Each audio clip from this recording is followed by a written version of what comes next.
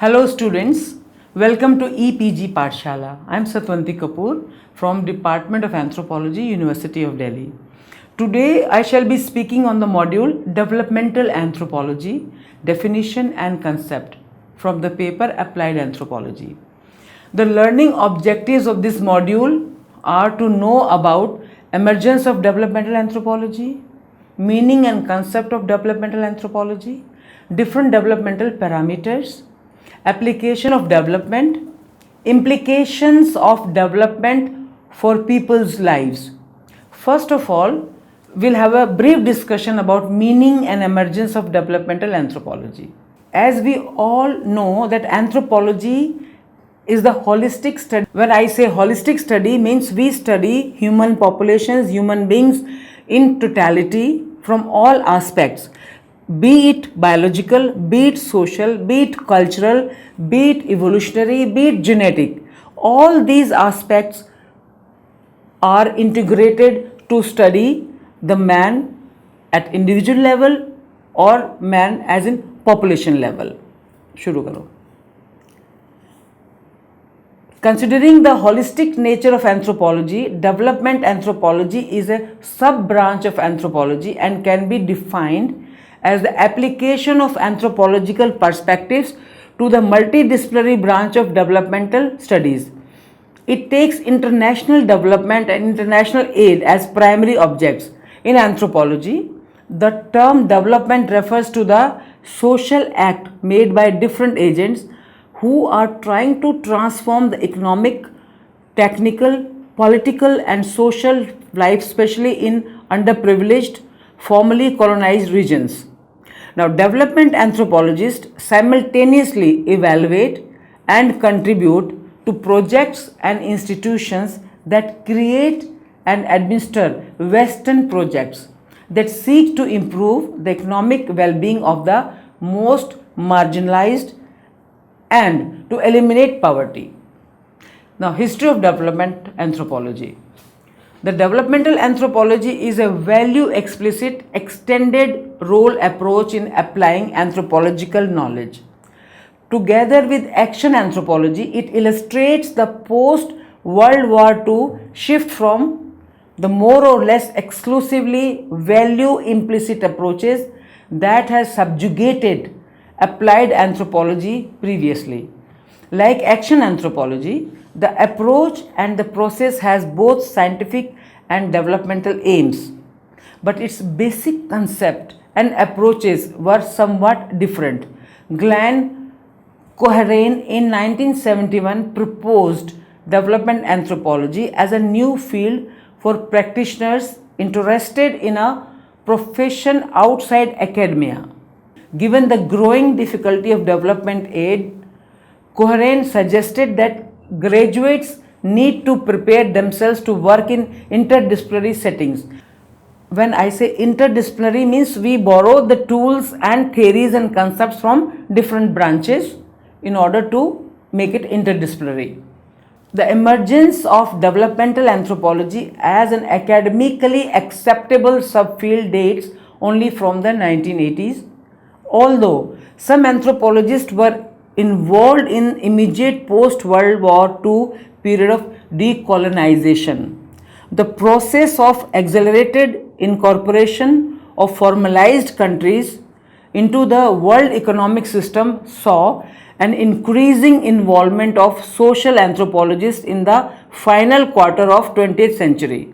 By the 80s and 90s, development anthropology began to be extensively used in private sector, where corporate social responsibility and issues ranging from resettlement and human rights to micro enterprise are now consistently addressed by systematic social assessment as an integral part of investment evaluation.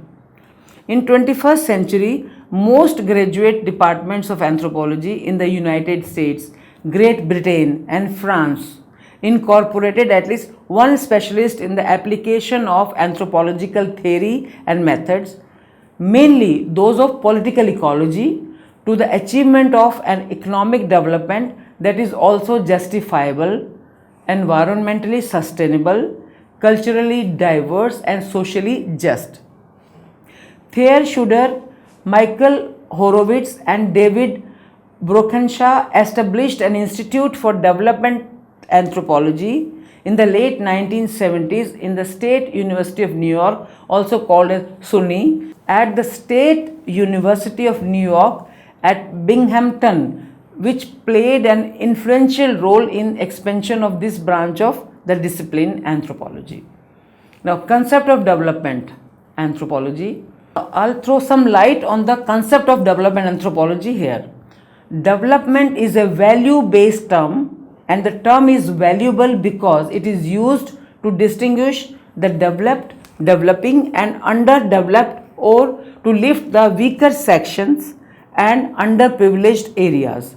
The concept of development considers three main positions which anthropologists takes into account. Firstly, those of the antagonistic observer, where they critically examine both the ideas of development and the motive of those who seek to promote it. Secondly, reluctant participation due to institutional financial crunch and livelihood opportunities has led some anthropologists to offer their involvement and services to policymakers and developmental organizers. The last and long-standing custom is in which anthropologists have attempted to combine their community or agency level communications with people at the level of study by acting as a facilitator for marginalized or poor in the developing world. Development anthropology is based on the concept that there are communities which are much more advanced and industrialized than the others which are not so advanced. And this approach implies that better communities can be designed and achieved. Defined technically, developmental anthropology is a mean of bringing about in the net amount and breadth of delivering of certain basic human values through research-based participation and interference in a community. The impact of development has divided human groups, regions, and nations into three categories: 1. Developed, developing, and underdeveloped. The division of such categories is made based on various criteria such as income, education, health, sanitation, housing, drinking water, etc. For instance, in India, the forward castes are placed under developed categories, backward castes are being placed under developing categories, and scheduled tribes and scheduled caste communities are being placed in underdeveloped categories. Similarly, in case of region or state, cities like Delhi, Kolkata, Mumbai, etc. are grouped into first world, other cities into second world, and towns and villages represent third world. Development parameter. Now, I'll throw some light on the development parameters. What is a development parameter? Now, various parameters are taken into consideration for defining and judging development anthropology. The main parameters taken into account are economic parameters. Economic development plays an important role in development of a community. Countries with very low percentage of those below poverty line is said to be a developed one. The factors that determine the economic parameters of a nation are per capita income, GDP, GNP, NI, etc. Secondly, social parameters. Social development is one of the parameters of development. Nations where social prosperity is found is termed as a developed one. Some of the major criteria where social prosperity is taken into account are peace, tolerance, cooperation, help, duty, responsibility, brotherhood, enjoyment of status, rights, respect to others' rights, etc. Third is cultural parameters. Cultural development, prosperity or achievement is one of the developmental parameters. It takes into account the achievements in the form of art, dance, craft, music, drama, song, hospitality, etc. Next is political parameters.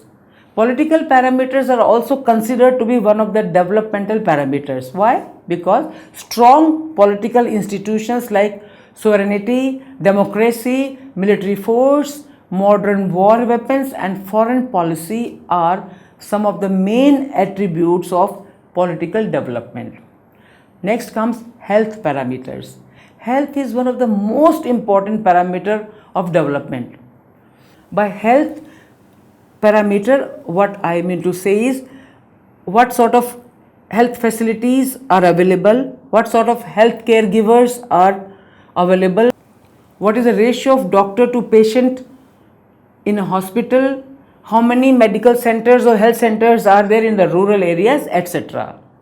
Those nations with well developed healthcare system, good nutrition, safe drinking water, clean house and environment falls under the category of a developed one. Next, education parameters. Education is one of the significant and fundamental parameter of the development. The literacy rate of a nation determines the level of development as it makes people aware of the human rights, health deficiencies, exploitations, oppressions, deprivations, communicable disease, awareness, medicines and various developmental programs. It also helps them access to various developmental programs and opportunities available. Next is communication parameter. In the absence of communication or a well-developed communication, development does not even come into picture. Communication is therefore an important development parameter. Communication is of various types such as transport through road, railways, waterways and airways, telephone communication, media communication like television, internet communication, etc. Now, application of development. While anthropological studies evaluate the Western assumptions and political context of development projects, anthropologists also refer and work within institutions in the construction and implementation of development projects.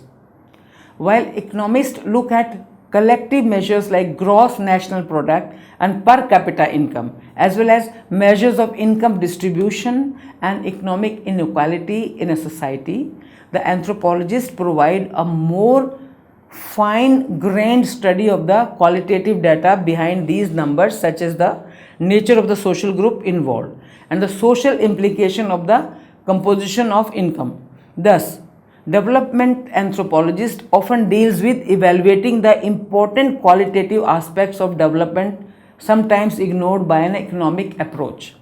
Some of the areas where development is applied are social area. Various social areas of development include child development, women development, aged development, youth development, obesity development, scheduled tribe development, scheduled caste development, etc. Then economic area. The economic area of development includes areas such as irrigation, horticulture, agriculture, industrial, cottage industry, small scale industry, mining, labor, livestock rearing, etc. Then cultural areas. The cultural areas of development include art in the form of music, dance, songs, dramas, plays, sports, hospitalities, etc. Next is political area. The political area of a development includes the development of areas such as panchayat, military forces, court, districts, commissionaries, state, nation, women development groups, etc. Now, health and hygiene is another important aspect. In this area, it includes the development of various health facilities such as sub-health centers, district hospitals, medical colleges and hospitals, ample medicines, safe drinking water, proper sanitation, clean environment, etc. Next is communication area.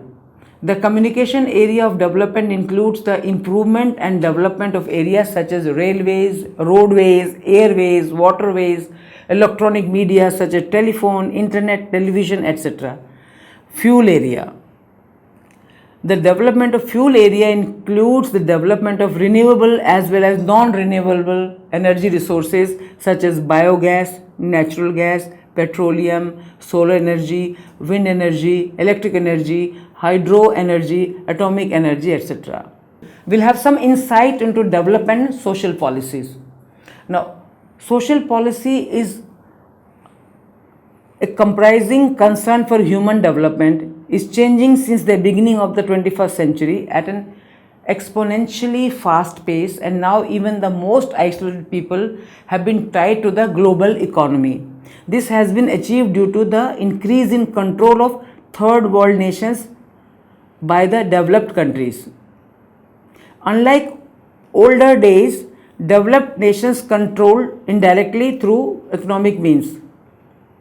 It is no longer shaped by the local community alone, but is also shaped by international, national or local elites or groups, as well as agencies such as the World Bank, the various regional banks, the International Monetary Funds, World Trade Organizations, and the agreement under it such as GATT and NAFTA, the European Union, and large multinational corporations such as Monsanto and Cargill. The interconnected dimensions of the globalization processes as they affect human development are experienced differently by varying sectors of the world's population. Government leaders and free market economists appear to believe that no government can pursue full employment and protect all the citizens' basic social and economic rights, and that these must be abandoned in the name of growth. The large variations in the productivity and reproductive activities in particular national context, combined with the intersection of structures of inequality such as race, class, caste, ethnicity, and gender, act to create radically different social, economic, political, cultural, and experiential realities for different segments of the world's population. Now, what are development and ideology? The critical linkage between ideology and public policy mentioned cannot be ignored, which include people's ways of supporting themselves and their family, ways of living, which set the pattern for the very core of human existence, including the integrity of their community's way of life. The ideologies and principles of those making policy and those carrying it out have had profound effect on human life.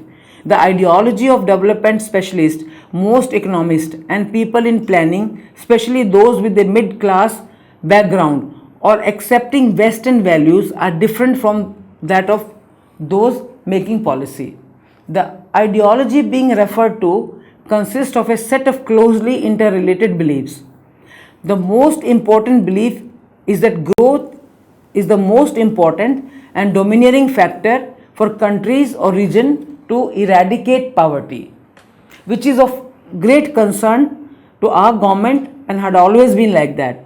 It is supported by a belief that boundless growth is a real possibility for all and an equation of growth with a 19th century view which links Western society and culture with progress.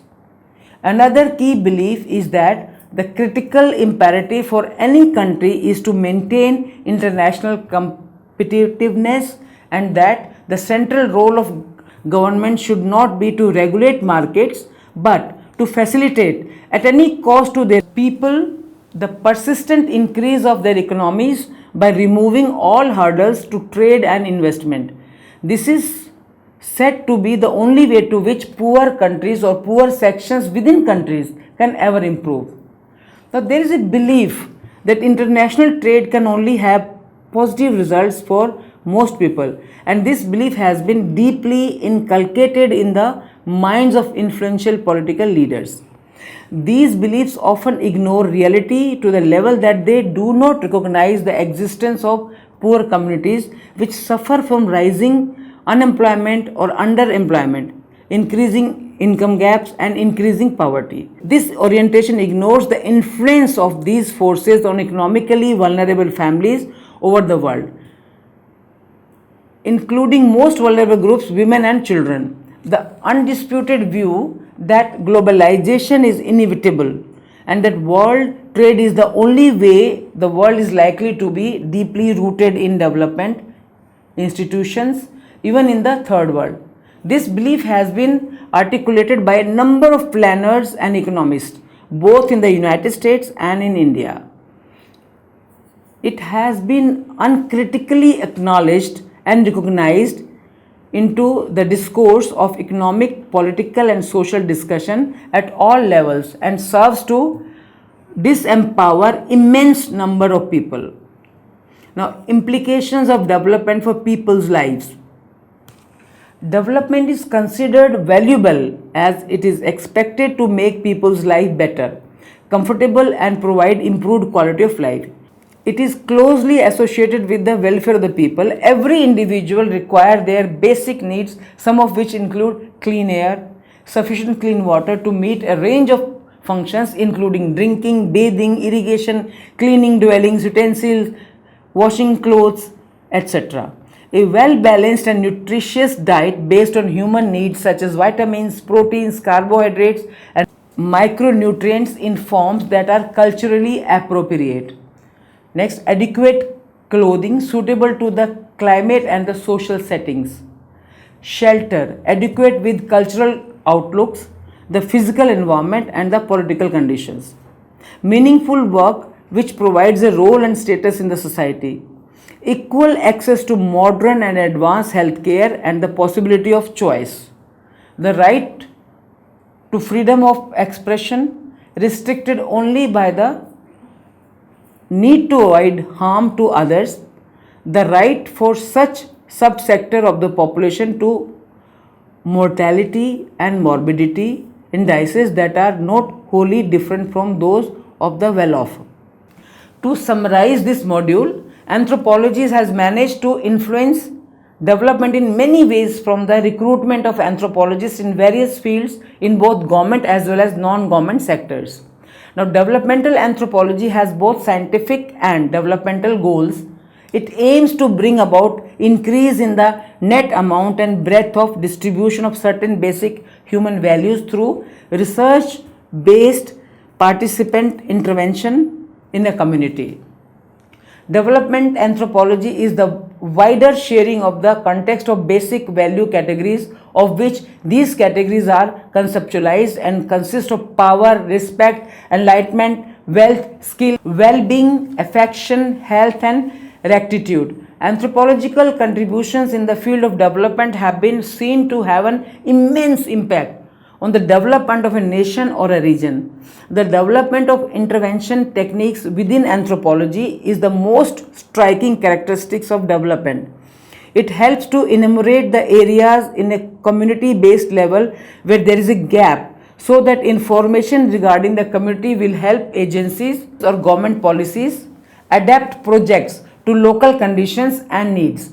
Anthropology is deeply rooted in fieldwork and close community interaction, and therefore the agencies will be able to obtain first-hand information regarding the needs and improvements required, which can only be provided by anthropologists.